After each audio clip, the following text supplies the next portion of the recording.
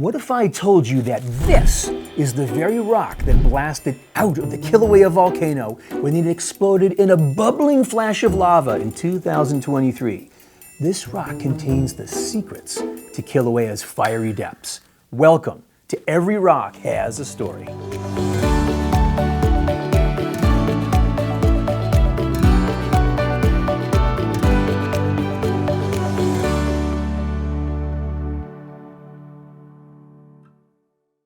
Hey everybody, I'm Lucy, and these are the rocks of the day.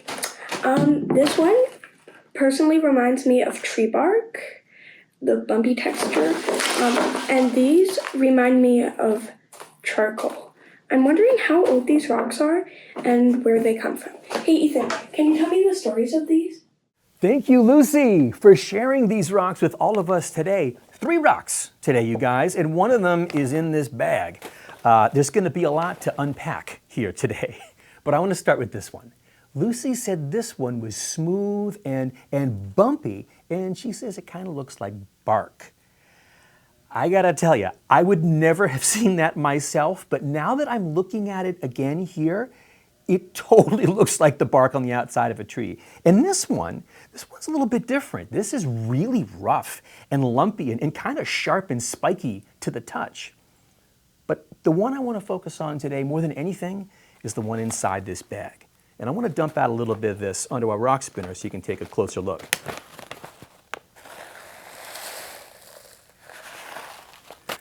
So, like Lucy said, it does kind of look like little tiny bits of charcoal. And it feels like charcoal too because it's so light. If you could hold this, you'd see how really light it is. The other thing about it, if I touch it, it's actually really sharp, like little shards of glass. Well, it turns out that that's exactly what this stuff is. It's glass, formed in nature, inside a mighty volcano named Kilauea on the big island of Hawaii. This is a sample of what we call tephra. Tephra is anything that was blasted out of a volcano that then fell back down from the sky onto the ground. Now this particular tephra is very special because it represents some of the very first stuff to come blasting out of Kilauea when it erupted on June 7th, 2023. A volcano scientist friend of mine named Kendra told me that this tephra is like the frothy foam at the very top of the volcano, kind of like the foam you might find on the top of a bottle of root beer, all shaken up. That stuff. In fact, this is the very moment when this eruption started, captured by cameras that were installed by those volcano scientists all around Kilauea. Kind of like the moment you uncap that shaken up bottle of root beer and the foam explodes all over the place. So Kendra and her team collected this tephra from where it had blasted and fell just outside the crater that very day. Now Kendra gave the sample to a geology student at the University of Hawaii in Hilo. Her job is to use her eyes and her observations to find the secrets of Kilauea that are hidden inside this tephra. I want you to come on a journey with me. I want to take you to Kilauea.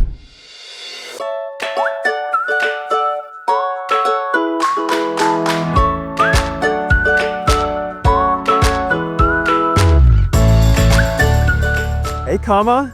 Hi, Ethan. How are you? It's great to see you here. I'm great. How are you? I'm fantastic. Everybody, I'm with Kamalani Poepoe. Kama is an undergraduate student and a geology major at the University of Hawaii in Hilo. And Kama, we brought this bag of tephra that we saw in the studio, and I told our friends that you know something about this particular rock. And if this rock is from somewhere around here, where are we right now? We're on Mauna Ulu right now. It's one of the volcanoes that have erupted in the past. And of course, we're in Hawaii. We will be going to Kilauea later on. Oh, I can't wait. And is that Mauna Ulu right back there? Wow, so some of this lava probably erupted from Mauna Ulu. Yes, it did. And what types of lava can we see right here? Well, for starters, right over here, you can see a lot of that ropey texture and that fluidity with it. Look at that. What's this stuff? So this is called pahoehoe. Pohoihoi lava. Pahoehoe lava. Okay, and it's got that smooth, like ropey kind of a look. Why does Pohoihoi lava look this way? So some lavas have different textures, and they have those textures because of viscosity. Now, what's viscosity? So viscosity is basically the resistance to flow. Okay. So lower viscosity is more fluid in texture, so more like water. Okay, so really like runny, a really runny fluid. Yes. Okay, I get it. So Pohoihoi lava has low viscosity, very runny and smooth like water. Yes. Okay, so now you're going to tell me what happens when we get a really high viscosity lava. So higher viscosity lava is right over there with our flow. So this is our flow. So it's more clinkery, more a little sharper, but it's very like thicker. It's not flowy like we saw with the Pahoehoe. All right, so and does that mean that this kind of moves slower and gets all chunky and splintery like that? Yes, yes. Oh, wow. Yeah. So let's head on to Kilauea where I can show you where I got that sample exactly. That sounds fantastic. Let's check this out.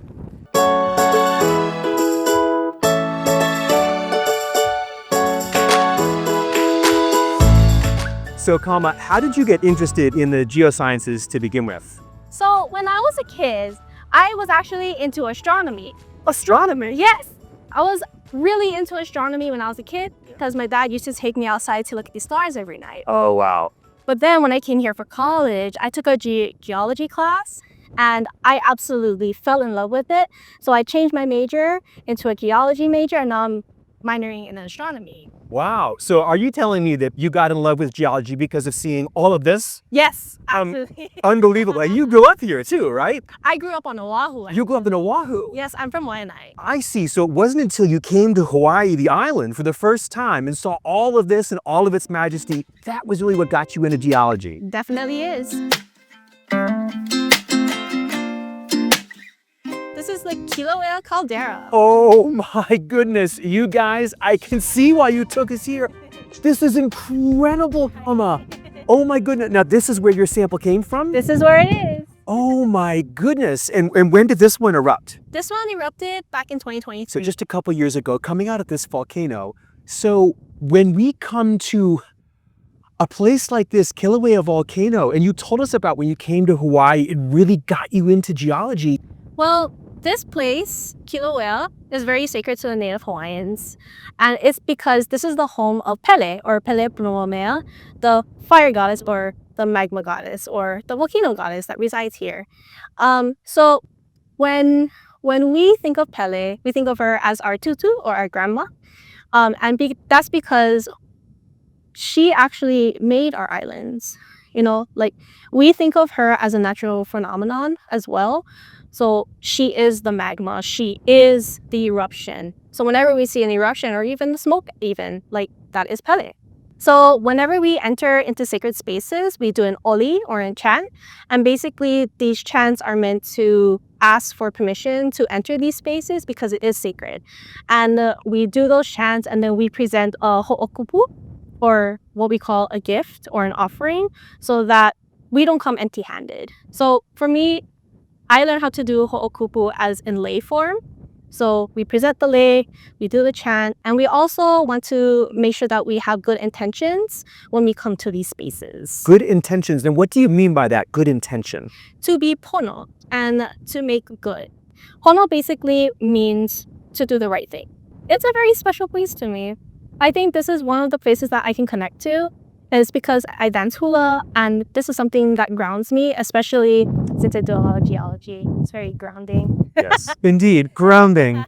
I see what you did there. So, Kama, thank you for taking us to this very, very special place. With that said, this rock, the rock of the episode, you're doing some science on this. Tell us about the science you're doing with this rock. Well, in order to tell you about the science, Ethan, we have to go to my lab. The lab? Yes. All right, let's go. All right, let's go.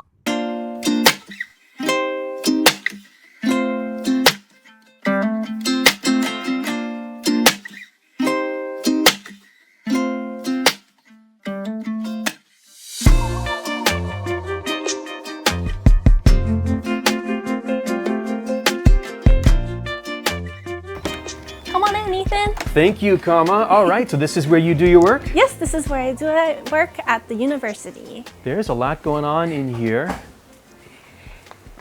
Yeah, so I want to turn your attention to some pumice or tephra from the Kilauea 2023 eruption. All right, so that's the same as our samples. This is our same sample. Yep, that's the same one. All right, cool. So what's happening here? What's these bags? Yeah, so we get like a whole bag of sample, and then we like crush it up a little bit, and then we put it into the sieve right here. Okay. Basically, what a sieve is basically you put all of your samples in here, and it has a little bit of...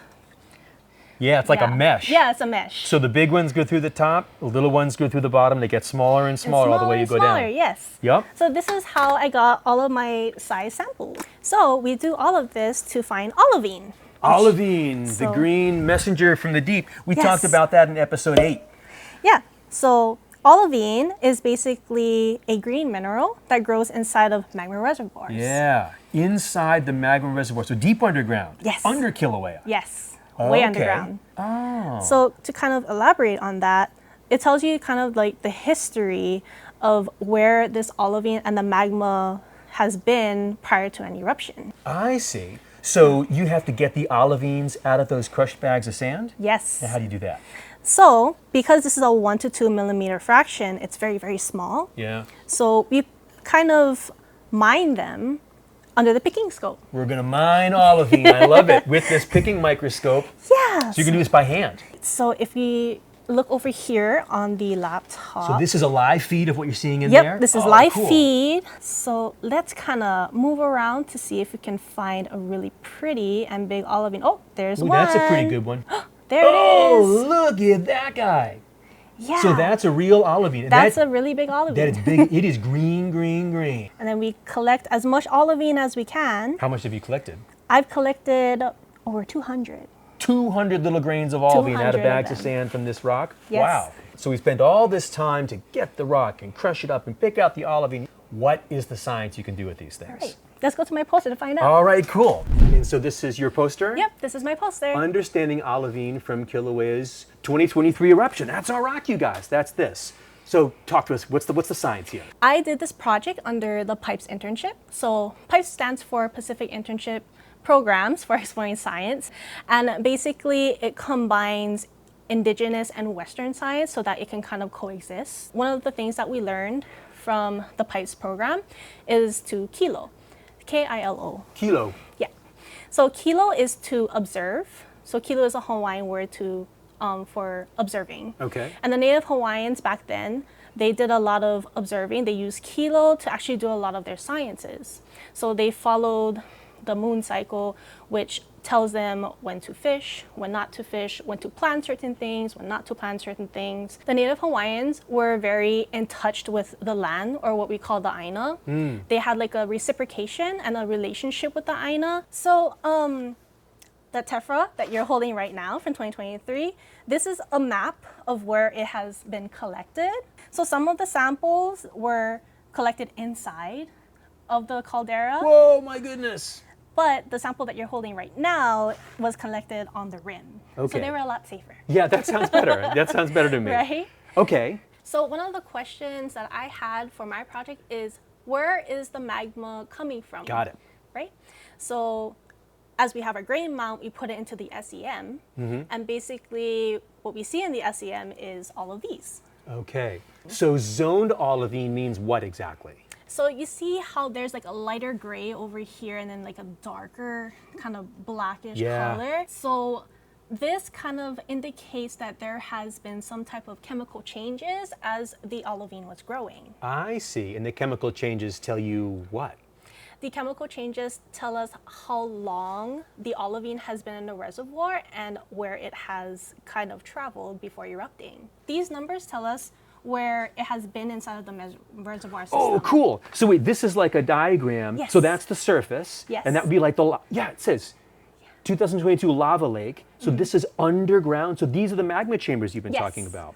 So we got the Halema'uma'u Reservoir, which is the shallow chamber. Okay. And then we have like the lava lake up here. Yeah. Things that have erupted already and just filling up that caldera. And then we have like the deeper and most hotter reservoir, which is the South Caldera Reservoir. You know, Kama, we have learned so much from you on this trip. Kama, it has been amazing having you on Every Rock Has a Story. Thank you so much. Mahalo nui for having me, Ethan. You're so welcome. And you guys, we will see you back in the studio. You guys, that was absolutely incredible. I gotta tell you, I do wish the volcano was erupting while we were there, but even still, it was absolutely amazing looking down into that giant black smoking caldera as it was warming up for its next eruption. I want to bring Lucy back into the studio now to see what she thinks. All right, so what did you think of that story?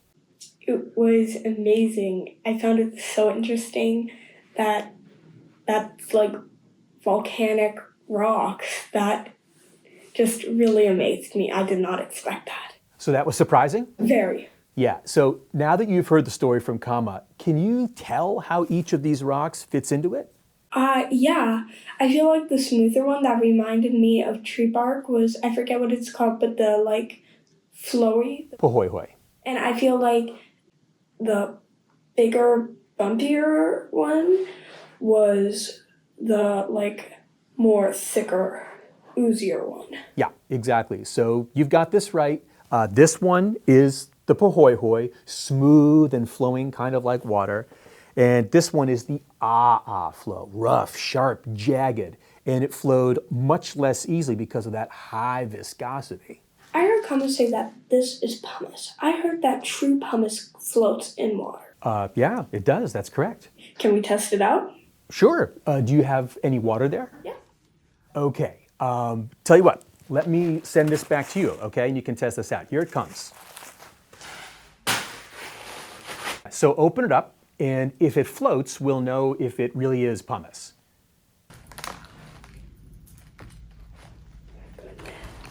It totally floats! All right, so we've seen that it actually does float, and I'm gonna need that sample back. Okay, here it comes.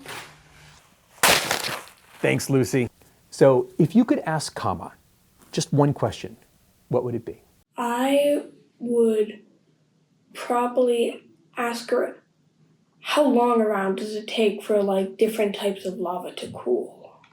Ooh, great question. So actually, Kama talked a little bit about this. Remember the little green olivine crystals that she picked out? Yeah.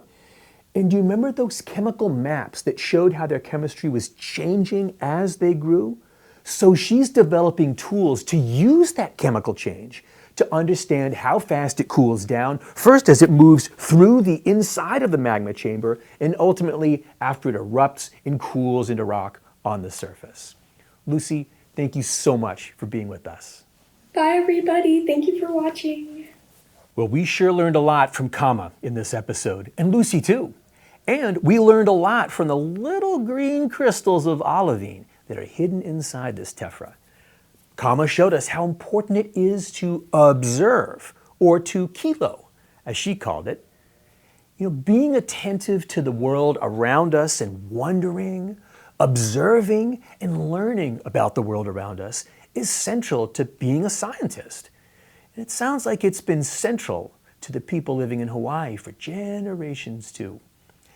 And it's not just the things that we notice as individuals that matter. It's being curious and having the respect for the observations for the kilo made through the eyes of other people as well.